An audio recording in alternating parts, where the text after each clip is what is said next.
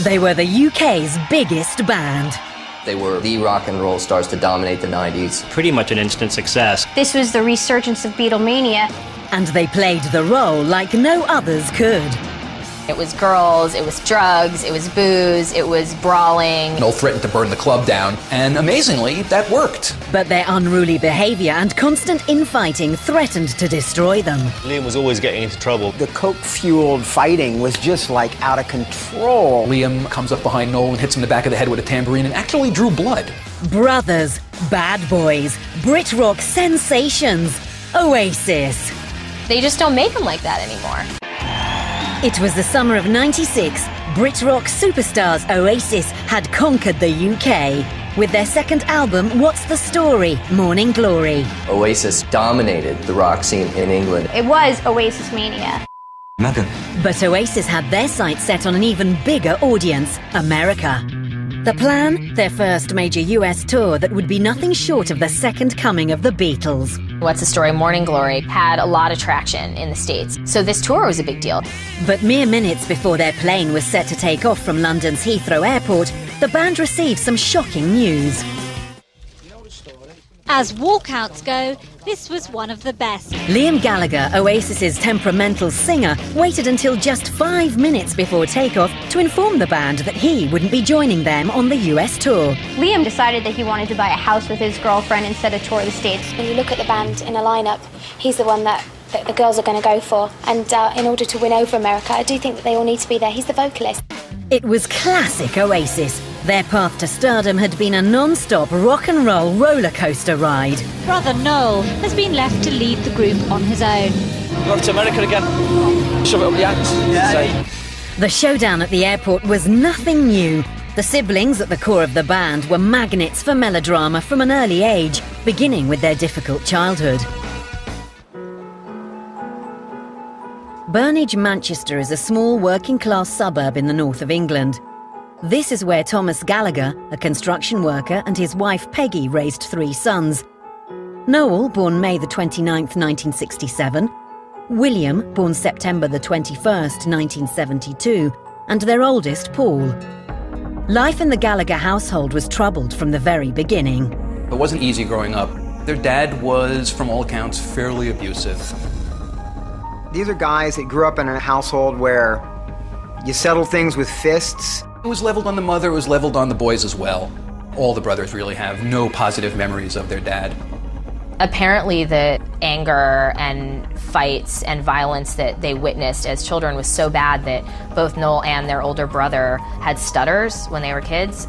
Noel had a problem with dyslexia, and that kept him apart from the other students. He was seen as the weird one in the family because he was quiet, he was kind of introspective.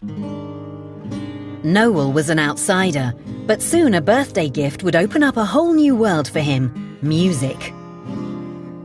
When Noel turned 13, his mother gave Noel his first guitar, and that's when I think, his passion for music really began to spark. The Smiths were the definitive band of the period from Manchester, and any kid in Manchester was hugely influenced by them, and their guitar player, Johnny Marr. Noel talked about seeing the Smiths on Top of the Pops, I believe, and looking at Johnny Marr and saying, yes, that's what I will be doing. Thank you very much. While Noel was an introvert, younger brother William, who the family called Liam, was his polar opposite. Liam was a loudmouth and a troublemaker. Liam was a troubled kid. I think having parents in their relationship wasn't in the greatest shape really informed his personality. He was very close to his mom. He was very much a tough kid at the same time. There was a quote from Liam's principal saying that this kid is out of control. I am only with him for like part of the day. And she said to his mom, how can you be around him all the time? He's just like complete handful. In 1982, Peggy Gallagher finally escaped her abusive husband and took her 3 boys away to live on a council estate. By then, a teenage Noel had dropped out of school and was working on a construction site like his dad. But soon, an accident at work opened up a new opportunity for the music-obsessed Noel. There was an incident where a pipe fell on his foot, broke a bunch of his toes, I guess. And he was given a job where he basically was assigned to sit in a shed all day. So Noel was able to put a lot of his effort and energy into learning to play guitar and writing a lot of songs. Then in May of 1988, Noel Gallagher got his very first chance to step out of the shed and onto the stage. An opportunity came up to audition as the lead singer of a band called Spiral Carpets, who were big at the time in Manchester, and Noel was a great fan of theirs. And he auditioned for the band, but they didn't think that he was quite up to the job. That said, his knowledge of guitars was such that they figured it would be smart to have him come along as guitar tech. He went on the road with the Spiral Carpets for 3 years as a roadie, and he learned a lot. He didn't just learn about songwriting, he learned about money, and he learned about the management of the band, and he learned about what makes a band succeed or fail. It was like his college training in the art of rock and roll. But while Noel Gallagher was getting a crash course in music, his younger brother Liam seemed to be heading nowhere. Having left school, he was living at home and signing on the dole. I told Liam many times to get out and get himself a proper job. Never Noel, because I always had a feeling that's what Noel wanted to do, was music. But a proper job wasn't on the cards. Aged just 16, Liam Gallagher experienced a rock and roll epiphany. The pivotal moment for Liam was when he went to see the Stone Roses play in Manchester. Stone Roses don't have a huge presence here in the United States, but in England they were a pivotal band in terms of influencing all these bands that followed them. Liam was especially enthralled with the Stone Roses lead singer, Ian Brown. Ian Brown on stage was just this sort of thug, this kind of brawler type, except he was singing. And I think Liam, to see Ian Brown on stage with that kind of personality, but singing, made this connection for Liam that you can be this kind of tough guy, but you can also be a star. The Stone Roses basically took the top of Liam's head off, and all of a sudden he understood what it was that Noel was on about all these years. And all of a sudden rock and roll became the be-all and end-all. He saw them live, and he said, I can do that. That's rock and roll. That's what I want to do. Liam had the confidence. Now all he needed was a band. He was asked by a bunch of friends to sing in their band called The Rain. It was a sort of a mishmash of people from the local neighbourhood, mates of mates, hanging out, drinking together in the pubs, rehearsing in garages and bedrooms, that kind of thing. Bonehead, Paul Arthur, was the rhythm guitar player. Paul McGuigan, Giggsy to his friends, was the bass player. And Tony McCarroll was the drummer. Liam, when he came on board, he said, the name of The Rain isn't working.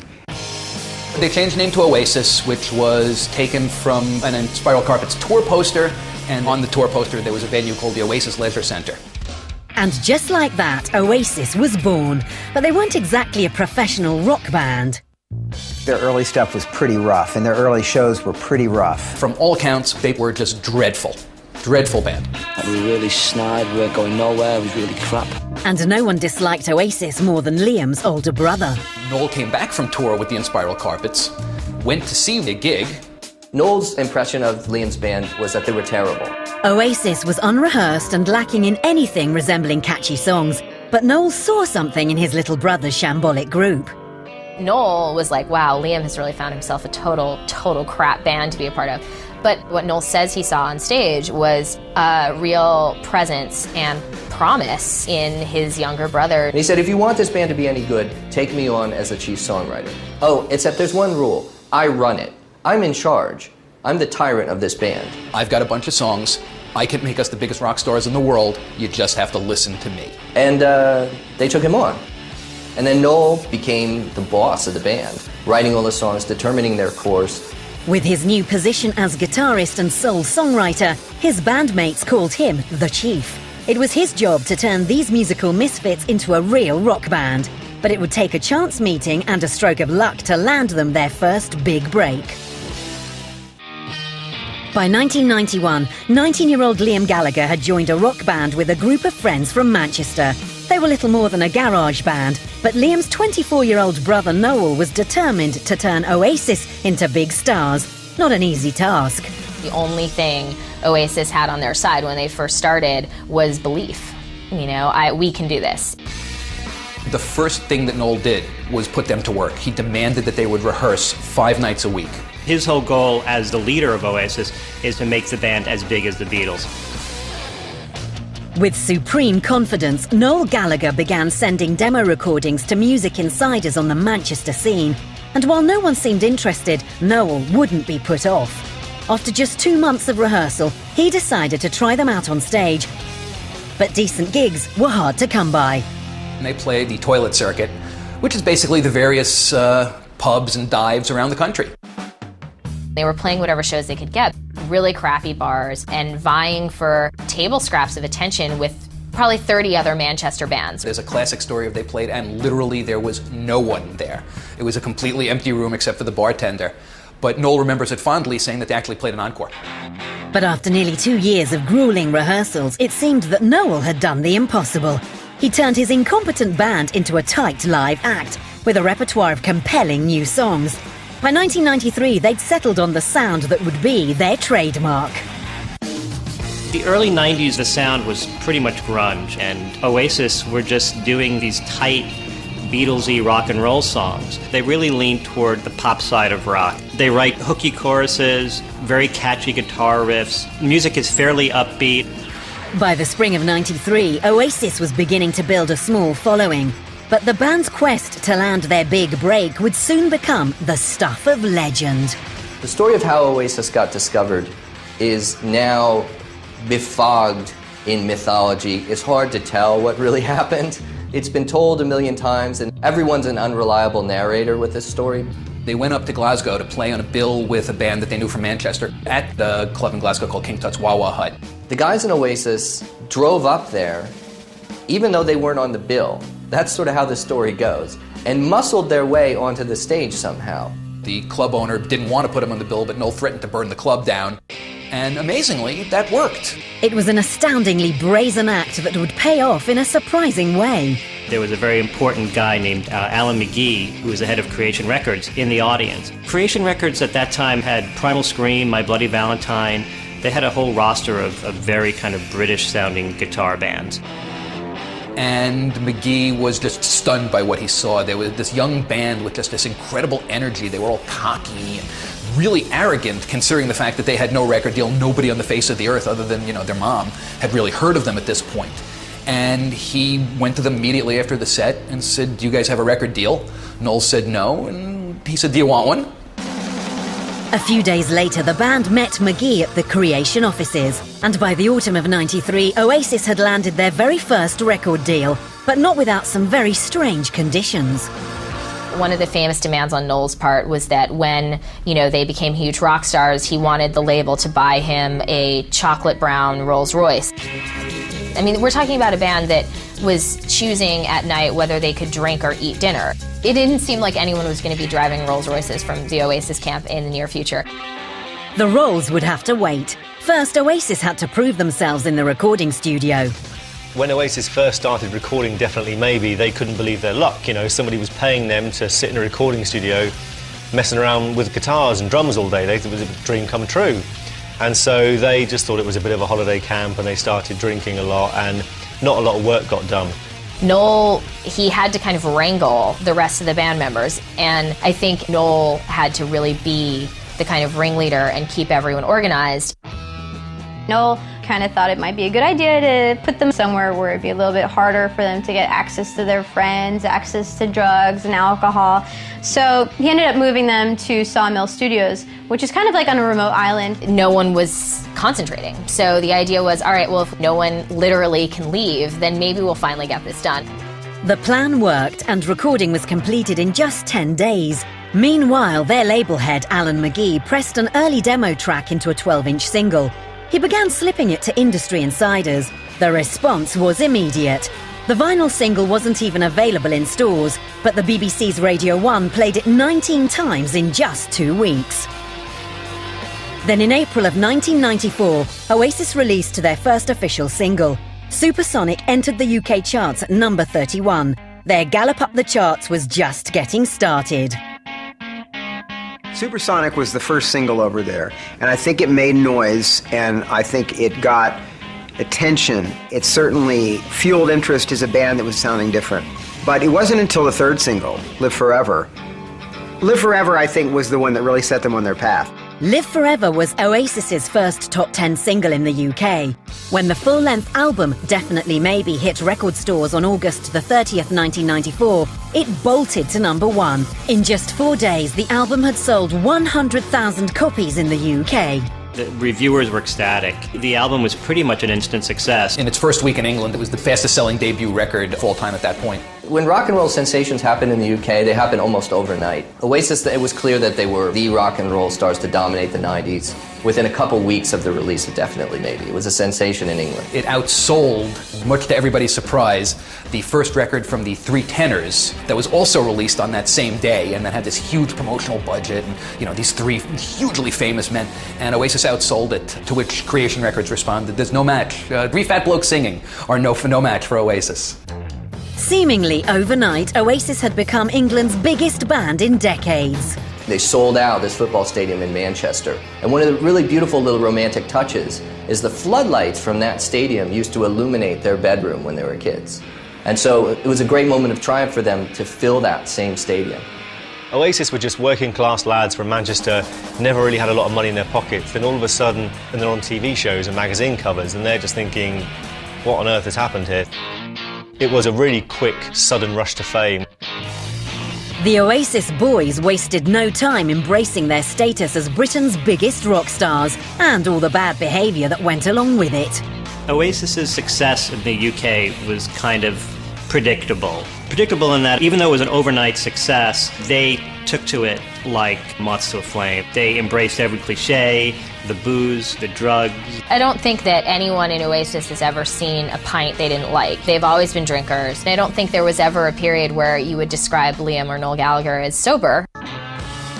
Noel was always trying to talk down the reports that his group were just completely off the rails. So he was telling a reporter about how all those stories about them being so wild and crazy were super exaggerated, and while he's telling this story, from behind him, the reporter can see furniture being tossed out of a hotel window.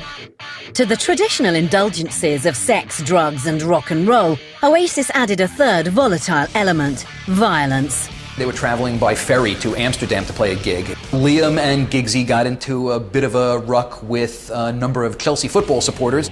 They ended up in the brig. Meanwhile, Bonehead and Tony, they end up in another fight, and a few minutes later, they get arrested. So by the time the ferry lands in Amsterdam, the entirety of the band, bar Noel, have been locked up, and the gig was cancelled. But they weren't just brawling with football hooligans. Some of Oasis's most legendary battles raged between the Gallagher brothers themselves. There was one show where they were sort of arguing during the show, and Liam comes up behind Noel and hits him in the back of the head with a tambourine and actually drew blood. They were so evil to each other. I mean, these are brothers who grew up in a really violent household and survived it together. And the way they expressed themselves to each other was definitely through kind of the language they learned as kids. Liam Gallagher, he has a bad reputation. I mean, he's been in brawls. He's known as being highly confrontational, but he's a very different guy than his brother, Noel Gallagher. You can see why there's friction between them. In fact, Noel joked to me that he's not sure that he and Liam have the same dad. Right after the release of Definitely Maybe, there was an argument between Noel and Liam in front of a journalist, and it was taped, and some enterprising soul put it out on a single. It was called Wibbling Rivalry. Wibbling Rivalry was essentially Liam and Noel bickering. It promised lots of fighting and lots of swearing, and it delivered. It charted at number 52, and it was the highest charting interview disc ever in the history of the English charts. But while fans were eager to devour anything the Gallagher brothers produced, others began to hear something strikingly familiar in their music. The whole vibe around the Oasis camp was this was the resurgence of Beatlemania, but the vibe around the music industry was that this was a direct ripoff of the Beatles. They were getting crucified for ripping off the Beatles as much as they did. Liam so obviously wanted to be John Lennon. I believe he had a vision of John Lennon, and there's a story about how when he actually visited Yoko at the Dakota, that he kind of felt the cold breath of Lennon in the apartment. To which Noel responded, I think she probably just has the AC turned down really low, Liam. A few of the Beatles took issue with the fact that Liam saw himself as in John Lennon's shadow. I know Ringo Starr wasn't a big fan of Oasis, nor was George Harrison. Noel said, George Harrison has always been the silent Beatle. He should stay that way. In the world of Oasis, anyone was a target, even their idols. But they found the perfect sparring partners in their closest rivals, fellow Britpop band Blur. Britpop had exploded. The two biggest bands were Blur and Oasis. The competition between Blur and Oasis, that was a huge deal in the UK at that time. Oasis were these rough, working-class kids from Manchester who saw Blur as these kind of art school, middle-class kids who didn't have the same energy as they did. And there was a war of words. Noel said some very unfortunate things. There was that especially distasteful comment of Noel's about he had hoped that Damon and Alex died of AIDS. That's a pretty horrific thing to say. In the autumn of '95, the Battle of the Bands erupted as Oasis prepared to release the single, Roll With It. Damon Albarn, the lead singer of Blur, decided to bump the release of Blur's single Country House to the same day as Roll With It. And the stage was set for a huge media frenzy. Two of Britain's most popular pop groups have begun the biggest chart war in 30 years. When the dust settled, it was Blur who emerged victorious, edging out Oasis by a mere 58,000 copies to claim the #1 spot. But public battles with their pop rivals were nothing compared to the enemy within Oasis. Liam was about to jeopardise everything they'd worked so hard to achieve. In the autumn of '95, Noel and Liam Gallagher, along with their bandmates Paul Arthurs, Paul McGuigan and new member Alan White, engaged in a UK record sales war with their arch-rivals Blur, and lost. But Oasis was ready to take the battle to a much bigger stage. They wanted the world. And that's exactly what they got on October the 3rd, 1995, when they released their second album, What's the Story? Morning Glory. The chart battle was quickly forgotten when What's the Story? Morning Glory came out. Huge sales, ridiculous reviews, made Oasis far bigger than Blur. They had already been crowned the saviors of British rock, and the second album only cemented that even further and made them even bigger. The record debuted at #1 in the UK and became the fastest-selling album in British history since Michael Jackson's Bad. America was next. American radio just wasn't playing British rock in that time. And it took Oasis to really make that happen. But specifically, it took Wonderwall. Released on October the 30th, 1995, Wonderwall became the first Oasis song to crack the top 10 in America. The song soared to #8 on Billboard's Hot 100 and #1 in the modern rock charts, where it stayed for 14 weeks. Wonderwall became the band's biggest hit in America. It was just this beautiful, tender ballad with an unbelievably affecting Liam vocal. What's the Story? Morning Glory would sell over 6.5 million copies worldwide, turning the pub band into international superstars. It was time for their label boss Alan McGee to make good on an old pledge. In celebration of Oasis's huge success, Alan McGee made good on this early romantic promise that Noel had demanded, namely that he get a brown Rolls Royce when they conquer the world.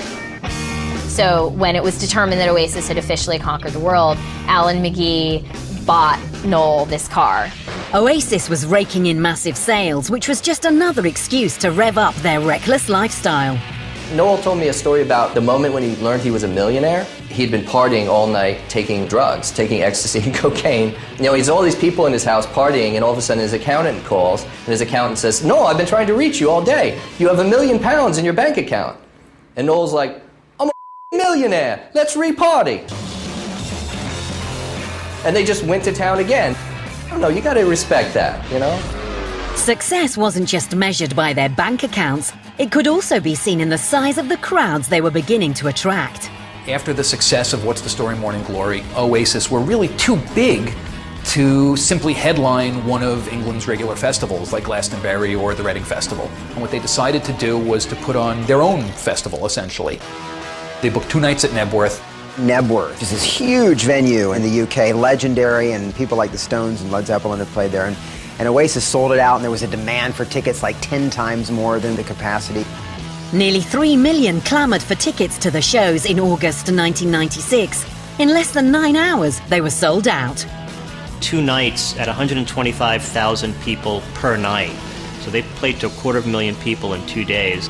They were the biggest single band concerts ever held in England. It was the moment where their dominance of British rock and roll was really made very clear by this enormous field filled with 125,000 people singing along to every single word. It was truly, truly remarkable. After the show, Noel was seen backstage, and he kind of was very quiet, And someone asked him why, and he's like, well, where do we go from here? That was the biggest thing they could have done, and they did it. It was a rare moment of introspection for Noel Gallagher, but it was soon overshadowed by the return of a ghost from the Gallaghers' troubled past. The Gallaghers had become such tabloid fodder that it reached a point where News of the World, which is one of the smarmier of Britain's tabloids, actually paid their dad to come find them. Noel and Liam hadn't seen their abusive father since their parents separated in 1982. This would hardly be a warm reunion. So they brought the dad, Thomas Gallagher, to a hotel where Oasis was staying. Liam actually had a confrontation with his old man. Some language was exchanged, they got in each other's face. Though Liam did not throw any punches, the tabloids decided, it would be more fun story if they said that he did. And so the next day, the newspapers were filled with stories about how Liam punched his dad, even though that didn't really happen. It wouldn't be the last time Liam ended up on the front page. By 1996, he and brother Noel had become the sole focus of the band in the media, far overshadowing their other bandmates. For a brief period of time, Liam Gallagher decided that he just didn't actually need to perform to be a rock star anymore. He could just hang out, and that would be good enough. The coke-fueled fighting was just like out of control. There was a moment when they were scheduled to play MTV Unplugged. They booked the Royal Festival Hall in London. They had some strings and some horn players, and right before the show, Liam informs the band that he will not be singing. Liam claimed that he was ill. He had a sore throat and he couldn't perform. It was like the Irish flu. It's like, yeah, you had too many pints last night and your throat hurts a little bit and you just don't feel like it. So Noel decided to be the frontman for the band for the night. And as he was performing... He was up in the balcony, but Liam Gallagher drinking a beer and heckling his brother throughout the whole show. Oh, there you are. So that even though the band was playing with Noel singing, Liam was still the center of attention up in the box. This is going to be the last one. Oh, you clever bastard. It was entertaining, but like entertaining, like kind of train wreck entertaining. If the music wasn't drawing enough attention, the Gallagher brothers show would. And this runaway train threatened to go right off the rails when on August 26, 1996, Liam walked away from their US tour. Liam, as is very typical for him, he had excellent timing. He showed up at the airport and they're set to get on the plane to Chicago. And Liam's like, I'm just not feeling it. And that was how he broke the news to his brother and his bandmates that he wasn't gonna help make them famous in the States. He's gonna just stay home and go house shopping and just be mellow, take a break. But Oasis soldiered on, minus their charismatic singer, with Noel taking over vocals for the tour. But Liam couldn't stay out of the limelight for long. Noel carried on without him for a few days. Liam realized that Noel was calling his bluff, showed up, did a couple shows. This kind of behavior says a lot about their attitude. Noel really is the ambitious one. Liam is the rock star, and he's immature about it. He just doesn't have the strength to really look at this as a career and see that every step that he takes really has an impact on the band and on how their music is perceived. Liam rejoined the band on August 30th in Michigan, but his return was hardly the salvation of their US tour. Their bitter sibling rivalry was about to turn a bad situation into a true disaster. They got in a huge fight. Liam was just being awful, and Noel bailed.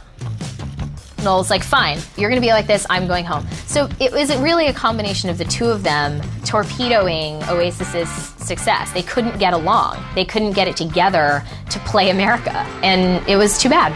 The remaining tour dates were cancelled, and the band returned to the UK in defeat. Despite the setback, the band had reason to feel exhilarated.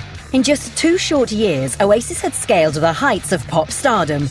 They were enjoying all the perks of fame and fortune, but the rock and roll debauchery was about to turn self-destructive. They almost had become caricatures of themselves. When anything happened for Oasis, this was front page news. They were now the biggest celebrities in the country. They were officially living the rock excess lifestyle. I mean, it was girls, it was drugs, it was booze, it was brawling, it was feuds with other rock stars, it was exorbitant spending.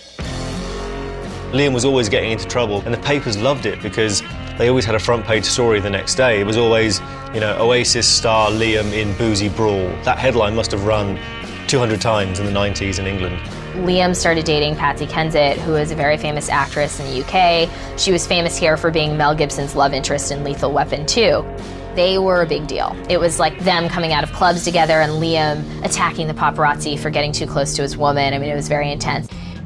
In the autumn of '96, the couple rolled into the prestigious Q Magazine Music Awards, where the media got a full dose of Liam's outrageous behaviour.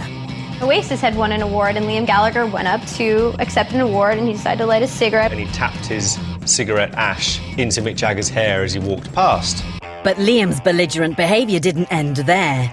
He was exiting the awards with Patsy. A reporter showed up and showed a photo of Liam with another woman. Liam, got into a fight with this reporter, broke his camera, broke this, broke that. By the end of the night, Liam found himself in police custody, charged with cocaine possession. But if rock stardom had got him into trouble, it would also set him free. Liam gets out of jail by signing autographs for the arresting officer's daughter. When Liam and Patsy made plans to marry, the media's obsession turned into a frenzy. To escape the paparazzi, they were wed in a private ceremony on April 7th, 1997, in a registry office. But mere days after they exchanged vows, the honeymoon was over. He ended up having an affair with Lisa Moorish. So, Liam Gallagher gets married to Patsy Kensit, and then a week later, Lisa Moorish is like, I'm pregnant. Just 9 months after the wedding, British pop singer Lisa Moorish gave birth to Liam's daughter Molly. Miraculously, Patsy and Liam stayed together, though the relationship was strained, to say the least. By comparison, older brother Noel's love life was downright conventional. In 1994, he took up with Meg Matthews, an artist liaison for Creation Records. He was very much in love with Meg at the time, and I think when Noel was writing the songs that were on What's the Story, Morning Glory, he largely credited them to being inspired by his then-girlfriend Meg Matthews. Noel and Meg married in Las Vegas in June of 1997. Neither brother attended the other's wedding, yet another sign of the increasing acrimony between them. Noel and Liam figured out a way to negotiate each other. They don't talk much. In fact, they don't really even look at each other. When they're apart, they make nasty references to each other. I don't think the antipathy is an act. I think that they often genuinely wanted to kill each other. But that's, of course, a product of love. Later that summer, Noel and Liam entered Abbey Road, the legendary studio of their idols, the Beatles, to record their third album, Be Here Now. But Oasis weren't haunted by the ghosts of the Fab Four. They were driven by other demons. Noel talked about at that time, we've done everything we set out to do. We're the biggest band in England. According to him, they were the biggest band in the world. And it was like, what's left? And it turns out that what's left was lots of cocaine. Oasis, I think, was knee-deep in snow at that point. Liam was a lush. Noel was a lush. And the two of them were just being lush drug heads together. Noel claims that he wrote all of the great Oasis songs while he was on cocaine. And he took that to its zenith with the next record. With heavy cocaine use and big rock star egos, it was no surprise that the Be Here Now sessions became overblown. It was excess in every way. The songs were, as opposed to 4 and 5 minutes long, they were now 7 and 8 minutes long. Guest musicians like Johnny Depp, string orchestra, he was recording everything. And if you look at the album cover, it looks like everything has been thrown into a pool, and that's kind of like an example of what the album sounds like. I thought it would be a cool idea to record a plane landing and taking off. He figured that would be a fun way to start off a song. So he did it, and he sent the tapes to his record company, and they heard it, and they were like, what is this? The bosses at Creation Records were worried. Would the self-indulgent and cocaine-fueled third album prove to be an embarrassment for their top-grossing band? But when Be Here Now was released on August 21st, 1997, the reaction was very positive. Oasis fans stormed the record stores. In England, it was the fastest-selling record of all time. So it sold a huge amount of records in the first week. Be Here Now sold almost 1 million copies within the first week of release. Oasis seemed poised to exceed even their own album sales. But then, as some at their record label had predicted, the backlash arrived in full force.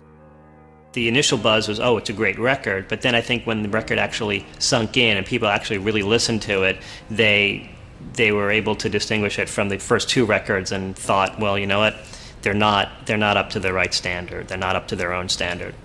It was a massive letdown because everybody had loved Definitely Maybe, they'd loved What's the Story, so, you know, I think Be Here Now was the moment when a lot of people fell out of love with Oasis. Within days, people realized that this record was not very good, and it became almost a joke.